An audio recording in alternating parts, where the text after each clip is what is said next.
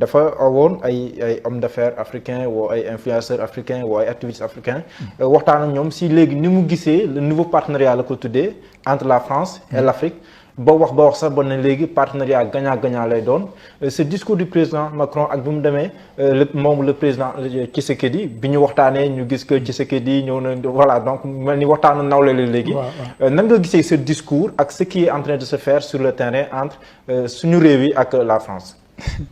xam nga je ne sais pas vous connaissez Tiken Jah Fakoly. Quand il chante il te dit après l'abolition de l'esclavage ils ont créé la colonisation. Après la colonisation ils ont créé la coopération. Quand on a dénoncé cette situation ils ont créé la mondialisation. C'est-à-dire ça c'est des formulations. Mais tout ça vise à nous asservir. Je vais vous expliquer xam nga comme moi j'étais militaire. Je vais vous donner des exemples sur le plan militaire. Ñun imagine-toi depuis quand on est indépendant? Depuis 1960. Sénégal est indépendant depuis 1900 du Sénégal kese tous les pays de l'Afrique occidentale française depuis 1960 lañu indépendant. Aujourd'hui en 2023 on te dit que le haut commandant de la gendarmerie le chef d'état-major général des armées a besoin d'un conseiller militaire français un colonel avec tout ce qu'il y a. ba léegi nii. non mais ba léegi avec tout ce qu'il y a de breveté d'école de guerre yoo xam ne ñun dañuy jàngandoo ak français yi France ñëw Sénégal nga ñëwaat Sénégal yow ñu ne la tu as besoin d'un français pour te conseiller mais ça c'est en fait gis nga paternalisme c'est-à-dire da lay infantiliser gis nga Sénégal bi man nga wax ni jaaxal na. non mais je vous dis c'est comme ça demandez à tout le monde ils vous diront gis nga loolu la ñuy tuddee ay partenariats techniques. Les Burkinabés l'ont dénoncé récemment en fait moi je n'ai rien contre la France. Je vous explique. Oui. Sur le plan militaire. La France depuis la révolution industrielle France gagnol dama lay expliquer pour te dire pourquoi moi je te dis que on n'a pas besoin de ça parce que lii dañuy infantiliser nous si on ne peut pas défendre notre territoire nous ba 2023 on n'a pas la raison d'avoir une armée ça tous les jeunes officiers partagent la même idée avec moi et yow bu fekkee sur le plan seulement de la ressource humaine en 1940 mais Hitler n'a eu besoin que de 40 jours pour arriver à la Tour Eiffel. Les Français ont été vaincus au Vietnam, en Algérie. C'est-à-dire, Français yi sur le plan des personnes, c'est-à-dire de la combativité, c'est-à-dire ils n'ont pas beaucoup de choses à nous apprendre parce que c'est nous qui sommes partis les assister. Xam nga ñun lu ñu soxla que Français yi abal ñu matériel, c'est-à-dire may ñu matériel wala assigné ñu techniquement quoi, pas cette assistance technique de dire que il nous faut un coopérant. Man celui qui m'a formé au maintien de l'ordre à l'application, c'est un Français. En police judiciaire c'est un Français koo xam ne il ne sait pas quelle est la réalité ici maintien de l'ordre bu Sénégal ak bu France benn la. loolu pourquoi on veut faire ça ay Sénégal fii am na ay bases militaires françaises yoo xam ne. même si tu es officier en tenue correcte boo fay dugg dañ lay fouiller wala def la ay kii bu dee ambassade la je peux comprendre une ambassade l'ambassade des États-Unis ou c'est un territoire étranger. Voilà. Parce que il y a la base même française soriwuñu. loolu convention de Vienne de 1960 c'est clair c'est un territoire étranger. Mais une base militaire boo xam ne toi tu es un pays indépendant ñu ne la doo fa dugg sans rendez-vous man mos naa dem même enquête sur une base française mais sama arme lépp non mais tu te sens ridicule tu te dis mais. est-ce que arme yëpp la ñuy jël téye ko ba ngay jënd. mais est-ce que tu te dis que est-ce que je suis dans un pays indépendant. mais est-ce que peut-être que question bi may poser yanul maanaam. mais est-ce que les bases. yi nga xam étrangères. yi nekk ci biir réew mi considéré wuñu ko comme ay ambassades.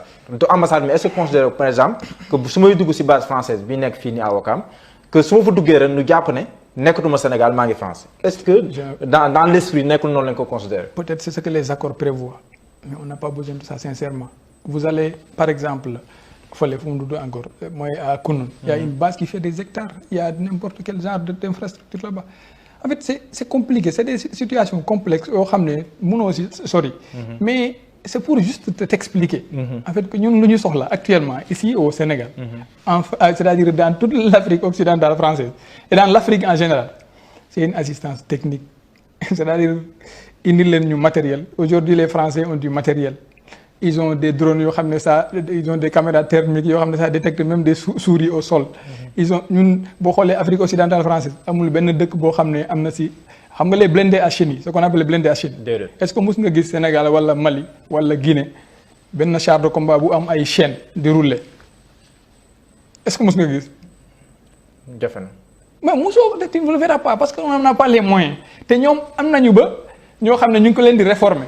wala ñuy may yeneen dëkk yi si quelqu'un veut nous aider c'est ça qu'il faut nous donner il faut nous donner du matériel en fait ñu jàppalante tey bu sénégalais yi wala maliens yi wala guinéens yi demee France formation te ñuy défendre formation bi ak français yi am na cours yoo xam ne dañuy naan étrangers yi génn leen parce que ils disent que ça concerne la sécurité intérieure de la France alors que nous les Français comme boo demee école de guerre wala nga dem Saint-Cyr ak yooyu noonu c'est ça tout ce qui concerne la sécurité yoo xam ne c'est secret défense pour eux africain du ko dugg beneen étranger du si dugg ñun ils viennent ici ils connaissent nos effectifs ils connaissent nos frontières ils survolent notre territoire ailleurs ils connaissent xam nga De Gaulle général De Gaulle moo ne nee na dëkk yi amuñu ay xarit ay intérêt la ñu am le jour où la France n'a plus d'intérêt chez nous ou que la France rendra compte que nous on doit les coopérer avec un autre État mais ils connaissent les points faibles et les points sensibles de notre pays ce jour-là s'ils veulent nous créer des problèmes on aura des problèmes. mais est-ce que loolu bu ñu ko mënoon a Mali.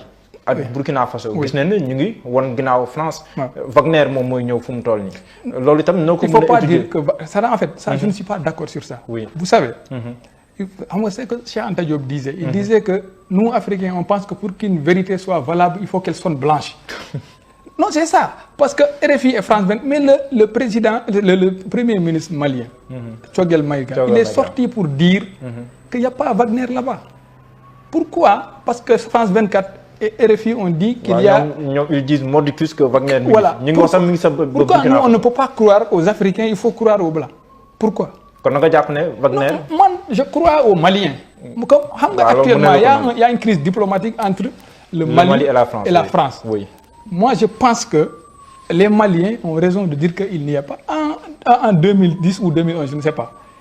Les Français sont partis en Côte d'Ivoire, ils ont bombardé des bases. Au nom de quoi? De la coopération. Donc, s'il faut photographier seulement ou filmer des hommes de tenue en blanc au Sénégal, donc nous aussi, il y a des mercenaires ici. Donc, quand c'est avec la France, c'est une coopération.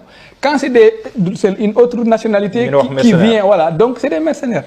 Donc, moi, je pense qu'il faudra essayer de relativiser un peu les choses. Moi, je ne suis pas pour ça, parce que moi, je me dis que ça soit la France, la Russie, l'Allemagne, qu'est-ce que puissance étrangère, bu ñëwee rek am na intérêt bu ko ci indi.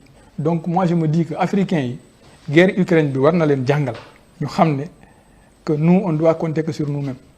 D'accord. Le président Macky Sall moom mooy le président sortant de l'Union africaine mi ngi naan les Africains ne supportent plus le paternalisme des Occidentaux.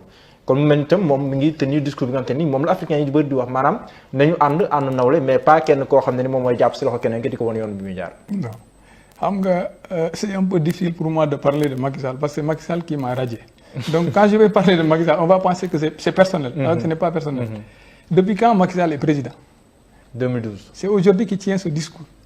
Abdoulaye Wade avait même repris. Moi, tout le temps, quand je vous parle sur l'angle de la militarité.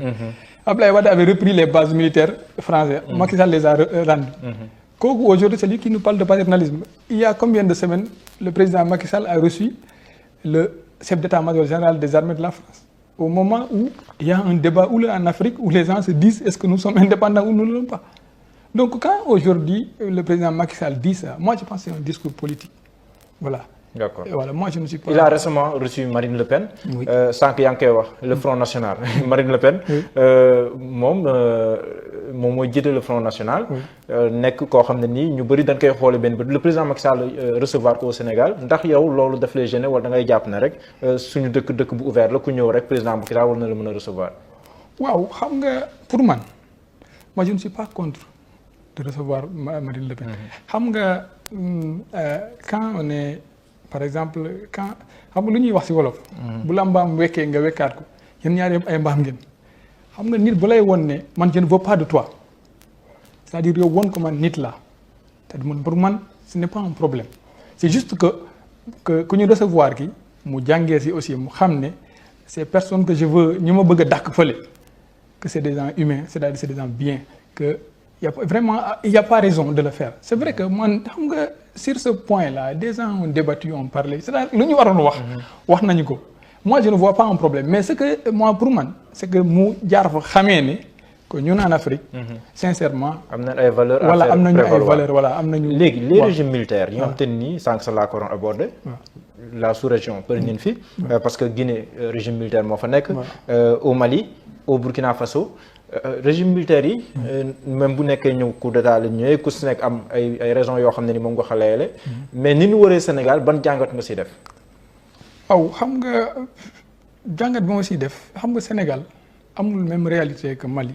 amul même réalité que Guinée. oui waaw ces régimes militaires ne sont pas man je ne condamne pas le fait qu'il y ait des régimes militaires parce que chaque pays a sa réalité. Mais man personnellement je pense que un militaire ne devrait pas s'éterniser au pouvoir.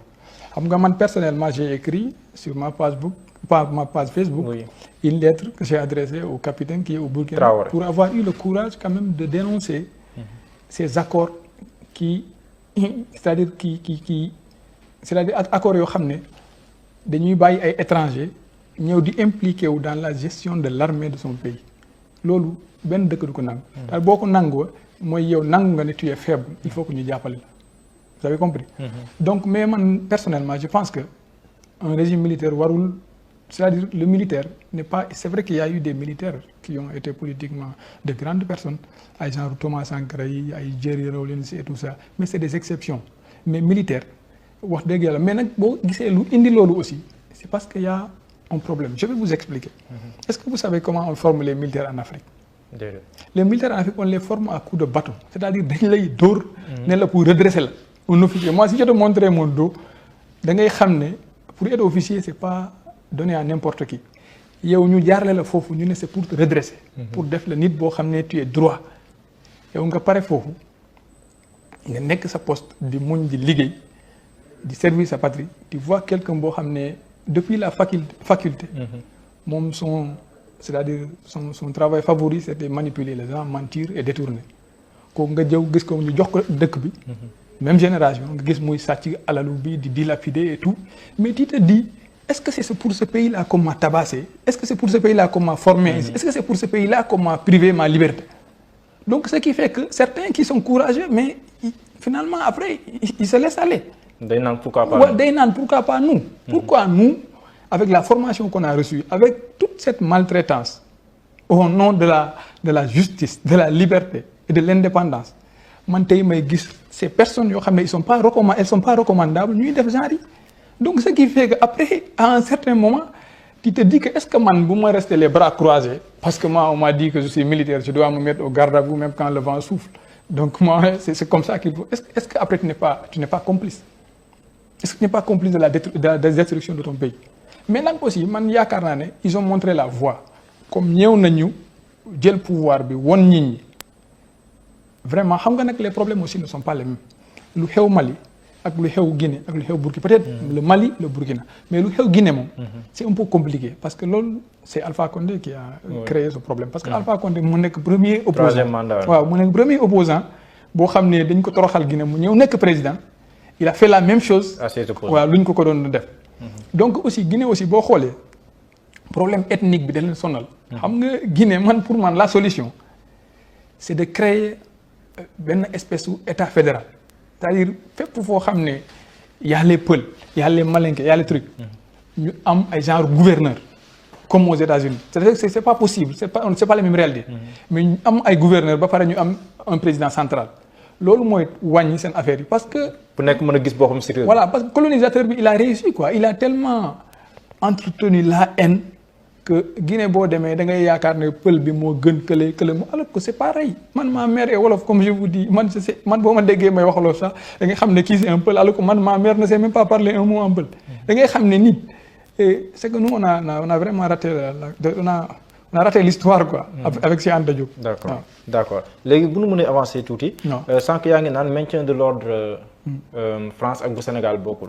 Le contexte sénégalais fu mu toll nii. ce sont des manifestations nu ngi koy nemmeeku. le maintien de l'ordre yenn saa yi dañ si posé wu ay questions yu bari boo koy observer. nii sans pour autant ba ñu xuus parce que nañ comprendre aussi que. en tant que gendarme bi nga nekkoon doo mën a xuus. mais booy observer rek le maintien de l'ordre jamono jii nii nan nga koy jàngatee. waaw maintien de l'ordre jamono ji ni ma koy jàngatee mooy c'est comme je l'ai toujours fait et tout le temps moi xam nga tout ce que je vous explique man je parle de la colonisation man pour man ñun Afrique te tubaab bi moo ñu yàq gis nga ñun bu ñuy former un gendarme ou un policier africain dañ koy gëmloo ne que le manifestant c'est un ennemi alors que même dans la formation on dit que c'est un adversaire loolu on le tire de la colonisation. xam nga ñun boo gisee je te donne un exemple excuse-moi c'est-à-dire damay def benn digression rek ma expliquer la pour nga comprendre. Par exemple tey boo demee Gorée nga dem si dans les je sais pas comment on appelle ça des cachots où on mettait les c'est-à-dire quand le conservateur bu lay expliquer da ngay gis ay autorités di jooy parce que ça c'était le blanc qui nous faisait ça parce que nous on dit que on nous a torturés. Aujourd'hui chaque jour nit day génn Rebeuss ne la jeter sous paquetage. On est parti jusqu'à paqueter suñu député quand le gars c'est des gens qui l'ont dit. Est-ce qu'on sait ce qu'on est en train de faire? C'est qu'on est en train de nous humilier, de nous dire. Xam nga ban année lañu construire la prison de Rebeuss. Je lisais un article du professeur Thioub qu'il avait écrit en 1999. Le professeur Ibrahima Thioub waaw. Mais nekkoon recteur université. Ouais, je pense qu'il était assistant à l'époque. Dama gis benn fiche. Parce que dafa am ay émeutes yu amoon prison Rebeuss 1993 mu bindoon ci fiche sur la vétusté des installations et tout. C'était en 1929. C'était la prison de Saint-Louis, c'était en 1869. C'était au temps de la colonisation. Da ngay xam ne c'est des prisons qui étaient construites pour sonal suñu maam yi, pour leur mettre dans des conditions inhumaines. Parce qu'il fallait faire comprendre à l'Africain que c'est moi le maître. Et ils sont partis, on continue à garder ces prisons. Et on continue aujourd'hui à humilier nos frères. Mais là, il faut qu'on arrête ça. Tant qu'on n'arrête pas ça, ce sera un éternel recommencement. Je te donne un exemple. Même dans l'armée, avant, pendant la colonisation, ceux qui étaient des officiers, c'était des Blancs. Ceux qui étaient des sous-officiers, c'était des Africains. Et le Blanc a créé un mythe, quand on voyait un officier, on avait peur, on pensait que c'était un dieu. Et c'est la même relation qui continue. Dans l'armée, je te donne un exemple. Quand je suis parti en France, quand j'ai terminé quand on a terminé notre formation, nous avons un voyage d'études. Mais ce voyage d'études, moi, ce que j'ai appris, dès le premier jour, j'ai vu un général de brigade, 2 étoiles, du rang pour l'EC. Quand il est entré, il était assis avec des GAV, des gendarmes adjoints volontaires. Quand on sait que Sénégal, tu ne signifies rien, tu es le néant. Nous sommes le lécal. Si nous parlons aussi, j'ai vu un médecin militaire, une femme, un colonel, son mari c'était un caporal. Donc, mais je me suis dit que donc, nous, ces gens nous ont. C'est-à-dire que nous gomme le fallait, pour qu'on ait de nous notes. Alors qu'eux, ici, ils vivent comme des personnes. Imaginez-vous, au Sénégal, il y a une loi qui interdit le mariage entre un sous-officier et un officier. Alors que c'est 2 êtres humains. Alors que c'est 2 êtres humains. Mais ça, c'est une continuité de l'esclavage. Moi, pour nous, c'est que nous, pour nous, dépasser l'IE. Parce que dans l'armée, même quand tu es ami à un sous-officier, on te dit que tu es faible. Voilà, regarde-moi la garde à vue là. Nous sommes c'est-à-dire, moi, j'étais là-bas. C'est-à-dire, mais un capitaine ou un lieutenant, même un commandant, tu dénonces ces choses dans l'armée, mais on te met à l'écart pour toute ta vie. Parce qu'on te dit que tu es faible. Quand tu as pitié de tes frères, des Africains, tu as ses frères africains, que lui il est faible. Parce que c'est comme ça qu'on nous a formés. Parce que c'est comme ça que nos maîtres c'était les Blancs, c'était eux nos maîtres. C'est l'on restitué. Alors qu'il faut que quelqu'un vienne, il marque la rupture. Par exemple, je donne l'exemple de ce qu'on a fait à Djibo Soumaré. Mais c'est un ancien premier ministre. L'Afrique, d'abord, pouvoir du mythe là. C'est de nous yalla moy joxe ngour. Mais tu prends un ancien premier ministre, nga humilier ko ni tek ko garde.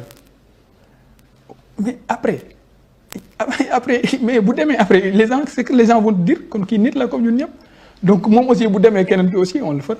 Donc il faut qu'on apprenne à nous respecter. Nous Africains, nous savons nous ay nit lañu.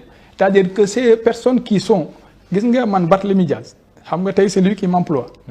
Un jour, je l'ai convoqué parce qu'il y avait un problème à la corniche, mais je l'ai auditionné normalement avec respect parce que c'est comme ça que j'ai fait avec tous les Sénégalais. Donc c'est ça. Le problème du maintien de l'ordre aussi c'est ça. C'est que nous Barthélémy Dias nga auditionné ko en tant que maire de la ville. Auditionné ko. Je l'ai auditionné comme tout le monde, il est parti, il a vu que je l'ai respecté. Il n'y a pas de souci. On n'a même pas commis de auditionner comme Moudjal. Parce qu'il y avait des trucs, il y avait des personnes qui construisaient à la corniche, le gars a porté plainte. Moi, auditionné normalement, et puis il n'y a pas de souci. Aujourd'hui, c'est est-ce que moi, au moment où je l'auditionné, à mon âne, Barthélémy Dias, dina employé après? En fait, c'est pas pour ça que je l'ai fait, mais c'est pour wax la ñun ñëpp ay nit lañu. On est entre frères, on est dans un seul pays. Kon dañoo war a xam que ça soit au maintien de l'ordre, que ça soit n'importe où. Nañu xam ne nous on est des frères. Il y a plus un colon, un maître qui est là-bas, qui donne des ordres. Il faut tuer les autres, il faut massacrer les autres. On est tous frères. Gis nga le citoyen boo ko respecté nga won ko ne man je suis là pour toi. Il te le rend. Mais même le citoyen lui-même, malheureusement au Sénégal, il pense que nit day ñëw sa bureau. Quand il y a un enquêteur mu ne la yéen ay buur ngeen yàlla moo leen un gendarme c'est un serviteur. Gendarme boo demee ba jaaxle même quand tu te perds dans la rue tu rencontres un policier c'est ça l'État en fait mais malheureusement ñun xamuñu il faut qu'on forme le personnel en fait ñu xam. si wàllum maintien de l'ordre mais li ñu doon gis yenn saa yi BIP ak GIGN di wàcc sur le terrain bëriwutoon mais jamono ji BIP ak GIGN da leen di gis de manière du ma nekk courante mais da leen gisaat lu bari si terrain surtout bu nekkee Ousmane Sonko dafa war a wuy ji ndax loolu loo mën a comprendre la am déet. waaw xam nga comme ni ma la ko wax xam nga ça c'est un sujet un peu sensible man il y a actuellement des gendarmes yoo xam ne je les ai formés. ñu ngi foofu tey ce serait un peu gênant pour moi. mais pour man c'est exposer les forces de l'ordre gis nga tey ni ma la wax li ma fi war a wax. wax nañ ko ba pare en fait c'est pas la peine de créer la polémique mais ça expose les forces de l'ordre c'est ça xam nga ñun y avait un mythe xam nga Afrique colonisateur bi loolu rek la ñu jàppale c'est que le fait à force de nous massacrer il a créé un mythe entre les forces de l'ordre et les populations malheureusement au Sénégal on a fait sauter le mythe quand tu vois un gendarme bu ñuy dàkk non mais c'est humiliant c'est pas bien en fait ça détruit la République xam nga président Macky Sall une fois wax na ne on n'a pas personne n'a le droit de détruire ce que nous avons. Mais ça commence par lui. war na si bàyyi xel quoi. parce que am na yoo xam ne boo ko defee c'est difficile. toj oto Ousmane Sonko 2 fois. toj sincèrement concernant Ousmane Sonko. j'ai une obligation morale de ne pas me prononcer. sur des choses le concernant. xam nga avec tout ce qui s'est passé. c'est un peu difficile. d'accord donc moo tax je préfère. ñu continuer sur autre chose. d'accord nangul naa la ko mais on parle de ay nervis aux côtés des forces de l'ordre. waaw ndax jàpp nga ne Sénégal quand même. mën nañ toll foo xam ne day jël nervis solo ko mbubu police. mbubu gendarme. pour muy nekk ci terrain bi. or moom nervis la wala koo xam ne ni formé wuñu ko. mu war a nekk policier wala nekk gendarme mu nekk sur le terrain est-ce que jàpp nga ne Sénégal mën na toll foofu. en fait c'est compliqué loolu en fait gis nga man j'ai fait du maintien de l'ordre. mais quand tu as une tenue. que tu vois une autre personne qui xam ne elle n'a pas reçu la formation mu nekk à tes côtés. non tu es c'est-à-dire ça t'énerve en tout cas pour un officier ça t'énerve mais nag je ne sais pas ce qui explique la présence parce que moi-même gis naa tey je ne peux pas le nier quoi. mënuma toog fii ne la gisuma nervi wala parce que je l'ai vu donc ce serait nier l'évidence voilà te loolu wax dëgg yàlla c'est à déplorer parce que les gens nous observent de l'extérieur xam nga ce qui faisait la beauté d'être sénégalais. c'est que da ngay toog ngay wax les valeurs que nous avons ce que nous avons au Sénégal et on voudrait demain continuer à le faire mais aujourd'hui quand vous êtes sénégalais et que vous commencez à dire certaines choses mais les gens vous clouent le bec et vous disent taisez-vous mon capitaine on a vu ce qui se passe chez vous xam nga c'est difficile quoi man je me rappelle j'étais en mission je parlais aux Rwandais tout le temps je me vantais quoi parce que am na ay Rwandais yoo xam ne maa leen relevé woon je me vantais tellement que eux-mêmes ils étaient en fait am na si ñoom ñoo xam ne dañ si meroon quoi.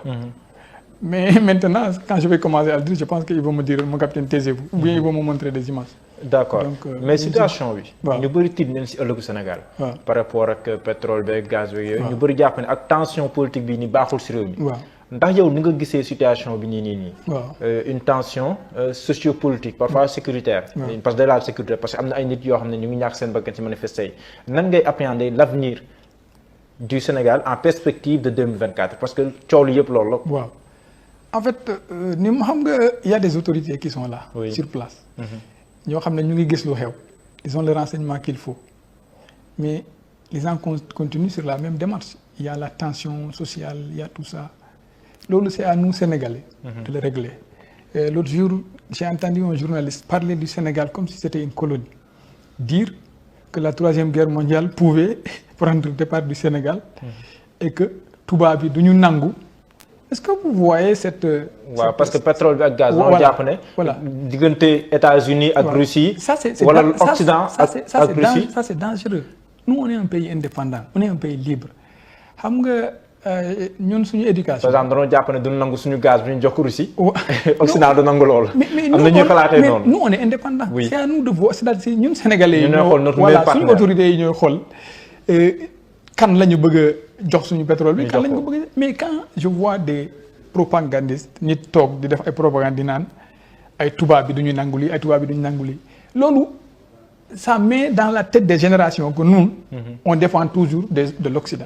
yow yaa ngi wax sànq waxu paternalisme yow tey bu nit déggoon ne un homme sérieux honnête nga toog ci plateau di naan États-Unis France du ñu nangu ñu def lii ak lii mais nous on est un pays indépendant c'est à nous de régler nos problèmes si on continue à se gis nga dëkk yoo xam ne y a problème da ci am. c'est des personnes qui c'est-à-dire dañoo jël seen bopp ay xale ñu am seen problème mu dëkk ñu dem wooyu tubaab bi ñeen venez nous donner une solution te ñooñu seen solution bopp la ñu am. fii dëkk bu ne ay intérêt am la am. Si vous voulez dire aux Français venez nous régler le problème de notre pétrole ou les États-Unis ils vont le régler à leur manière. ndax jàpp nga ne troisième candidature wala éventuelle troisième candidature mën na nekk aussi une source de tension parce que président Macky Sall nee na légalement war na mën a représenter wu. De toute façon man ce que je retiens sur ça xam nga c'est un débat politique. Et malheureusement il faut comme poser nga ma question je suis un citoyen sénégalais. il faut mais ma juriste répondre. nga aussi. est-ce que légalement jàpp nga ne. xam nga man qu'est-ce que je retiens de cette histoire de mandat. C'est ce que le président lui-même a dit. Il a dit que j'ai fini moom moo ko waxal boppam. ba pare ku rédiger xam nga dans la loi il y a ce qu'on appelle l'esprit et la lettre. mooy mun nga lire dara ñu ne la c'est pas ça l'esprit mais fii nii moom le professeur même qui a écrit la constitution moom moo wax mu ne nul ba pare mu wax 3 fois mu ne nul wax 3 fois mu ne nul. mu ne je pense que le débat est clos. waaw moi c'est ça que je retiens comme actuellement il y a pas une déclaration publique. qui le dit. moi je pense que. wax dëgg yàlla moralement. nit bu la waxee loolu rek. deux questions pour clore parce que ñu ngi jël ci temps bi lu bari. waaw Cheikh Yérim Seck dafa bind téere. waaw am lu mu wax ci yow même bu nekk épisode loolu bëggoo ci ñëwaat ñu nangul la ko. mais am lu mu wax ci yow. wax ne daal ci ni nga waroon doxalee woon noonu. et que moom sax yor na ay firnde yu wane ne que. doxalee woon na nga waroon doxalee. ci sa loo xam ne ni sa déontologie en tant que militaire en tant que gendarme dal koy tere. nga waxoon ne di nga koo porter plainte fan la mbir boobu toll ak tamit yenn clarification nga mën a indi par rapport à cela. voilà merci comme ni nga waxee xam nga épisode boobu je ne voulais pas parler de ça loolu bëgguma ko woon wax parce que loolu je peux mettre ça de côté quoi. pour continuer. parce que Touré aussi c'est pas seulement Adji Sarr et Sonko et autres mais Yérim Seck comme wax na loolu. xam nga man jusque peu. ba récemment. man je pensais que Yérim Seck c'est quelqu'un parce que il faut que je parle un peu de lui aussi. C'est quelqu'un qui était victime d'acharnement parce que en fait il faut reconnaître qu'il a une certaine qualité intellectuelle. Même s'il les utilise pour ses propres intérêts.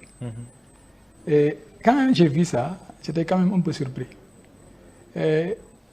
Mais comme wax na devant tous les Sénégalais que moom am na ay firnde yoo xam ne que gis dina woon Sénégalais de wax na ci livre am bi Sénégalais yi ne que man dama scanner je peux passer par les mots quoi nee na dama scanner plainte yónni ko Ousmane Sonko ba pare mu utal plaignante bi avocat ba pare may jaarale ci avocat bi di informer Ousmane Sonko xam nga loolu la wax. de façon ça est dans le livre et dans son livre maître Moussa Sarr mooy sama avocat on en a discuté la citation directe elle est prête dinañ ko jox jour bu muñ ko joxee dinaa informer Sénégalais yëpp ne Yérim Seck jot na citation bi jour procès bi jour bi la yéen ñëpp képp koo xam ne bëgg na gis preuve Yérim Seck yi na ñëw ñu fekkee ko mais je voudrais juste donner un conseil à monsieur Yérim Seck. gis nga àdduna je sais que xam nga man li ma nit def man baal naa la parce que. man baal naa ko non mais nag c'est important. pour di nga dem pour leeral mais baal nga waaw comme Sénégalais je ne demanderai pas un franc au procès. mais on ira au procès parce que musuma gis nga li nit ñi wax ci man yëpp. musuma même. waaw pourquoi justement Cheikh Yérim Seck parce que yow yàgg neen la waxal ci plateau yi. non il y a beaucoup de personnes même la dame qui s'appelle Mati je ne sais combien de Goya. non bëri neen. Mati Goya ou Mati moom la. voilà donc amul problème c'est-à-dire moi je me dis que y a pas de souci. Il y en a qui veulent vendre du papier il y en a qui veulent vivre mën nañ ko def amul problème man may naa leen loolu quoi baal naa leen. mais pourquoi Yérim Seck alors. dem na ba bind livre xam nga c'est quand même osé écrire un livre c'est à une portée internationale. moo tax ma ne il faut que ñu dem ñu leeral mais nag comme ni ma la wax je vous donner un petit conseil gis nga nit bu fekkee bu la yàlla mayee des aptitudes il faut les mettre c'est-à-dire nañ ko def ci askan bi nga def ko nga jàppale nit ñi c'est-à-dire il faut pas voir tes intérêts personnels à toi seul. c'est-à-dire ngay xool yow li la il pense que lii moo koy émerger loo quoi lii moo koy réémerger loo parce que lii moo koy. mais moom njëkk koo wax am na tam kenn ku jéem ku ne. non appel yi doxoon bàyyi ma terminer xam nga moom il a écrit un livre. waaw dama lay expliquer dama la ne gis nga bu la yàlla may une aptitude il a des aptitudes en fait. mais il les met à son service personnel man dama koy conseiller. gis nga bu la yàlla may ay aptitude jël ko tu le mets au service c'est-à-dire de la population au service de ton pays. Ce n'est pas en défendant les plus forts qu'on va prouver son courage. C'est-à-dire actuellement, il est facile de s'attaquer aux plus faibles. Mais avec tout ce qu'il a subi au Sénégal, moom dem na ba def ay déclarations di wax ne qu'il est victime de ceci, il est victime de cela. C'est lui aujourd'hui qui ose écrire un livre pour dire qu'on a terni l'image de la gendarmerie, alors que c'est la gendarmerie même qui l'a arrêté et il a dit que c'était injuste. Ça quand même c'est un peu bizarre. D'accord mais nu mu waxoon sànq mooy nekkul il n'était pas le premier à le dire am na benn journaliste bu génn wala chroniqueur. il n'a pas écrit kooku pour man. mu ne appel yi heure bi sa diggante Ousmane Sonko. ça c'est en fait loolu je l'ai éclairci je ne veux pas revenir sur ça s'il vous plaît loolu il y avait une enquête c'est clair tout est réglé. léegi comme bu ñu demee tribunal. Yérim Seck moom il va venir avec soit un PV qui a été derrière moi ou avec moi. pour leeral ko amul problème de toute façon les Sénégalais auront l'occasion de toute façon dinañu dem ba cassation depuis peu ainsi de suite et puis c'est l'occasion pour moi de remercier Maître Moussa Sarr en fait pour vous expliquer que au-delà de ces personnes qui pensent à eux seulement il y en a qui sont là pour la vérité. Moussa Sarr Maître Moussa Sarr quand j'ai eu un problème avec Souleymane Soumaré Souleymane Soumaré jour bu may ñëwaat section de recherche fekk naa ko mu ngi toog ci salle d'attente bi di ma xaar il m'a jamais demandé un franc moom ak Maître Moussa Sarr. Maître Moussa Sarr damay dem bureau am toog ñuy waxtaan quand je veux c'est lui qui me dit ay honoraires c'est là je n'ose même pas parler d'honoraires. C'est lui qui me dit prendre de l'argent. C'est pour te dire que au-delà de ces personnes qui sont là qui font le figuratif qui veulent exposer leur image. Il y en a qui sont des sous-marins. Mais ñu ngi jàppale nit ñi ngir yàlla. C'est-à-dire c'est ce genre de personnes-là qui méritent d'être remerciées. Qui méritent d'être c'est-à-dire mise en valeur. Vous avez compris. D'accord. Voilà. Léegi dernière question Serigne Bassirou Gueye. nekkoon na procureur de la. Non ça vraiment je ne peux pas répondre à ça il y a pas de souci ça sincèrement quoi waaw jaru ko quoi. non procureur il y a pas de souci de toute façon comme ni ma la ñu ko gëm. man du ma wax fi dara ba ñoom duñu ko gëm te ñu ma gëm. du ma fi wax dara ba duñu ma gëm. donc ku ne na gëm li mu gëm rek yàlla xam na li mu xam le reste c'est pas important je ne veux pas parler de ça vraiment ça je mets ça derrière moi. capitaine amoon naa mbégte lool dalal la. wax dëgg yàlla Sénégal mbégte la woon. ma bàyyi la nga tàggatoo bu nekkee am na loo bëggoon leeral ma fàtte ko wala benn message boo bëgg a adressé aux Sénégalais. ma bàyyi la nga adressé leen ko. d'accord dama bëggoon def rek je voulais juste remercier les Sénégalais. ku ne sa tur ak sa sant voilà di nuyu certains vraiment ay journalistes yoo xam ne ils ont c'est-à-dire dañu ma. c'est-à-dire xam Sénégalais yëpp me demande. ma kii ma défendre. c'est-à-dire ma jàppale. mais ay nit comme Pape Alé Niang. comme Moustapha Diop. des gens comme Dame Mbodj.